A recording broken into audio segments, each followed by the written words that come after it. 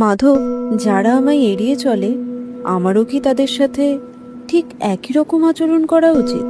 না সখী, তাদের এড়িয়ে চললে তো তুমিও তাদের মতোই হয়ে যাবে। কিন্তু তারা তো আমার কথা একটুও ভাবে না, যেন আমার কোনো অস্তিত্বই নেই। তাহলে তুমি তাদের জন্য নিজেকে কষ্ট দাও কেন?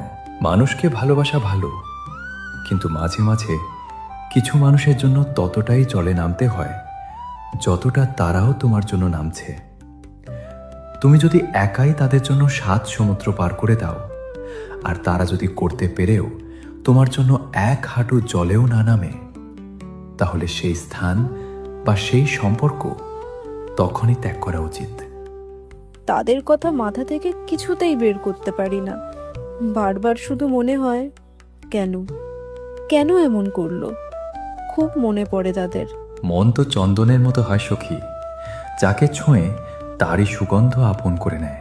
কিন্তু তোমার চন্দন হওয়ার কোনো প্রয়োজন নেই সখী, তোমাকে প্রদীপ হতে হবে, যা অন্ধকারের মধ্যেও নিজের আলো দিয়ে পরিচিতি তৈরি করে। যখন মানুষ বুঝতে চায় না, তখন আমাদেরই তাদের থেকে দূরে সরে যেতে হয় নিজের ভালোর জন্য, বুঝলে?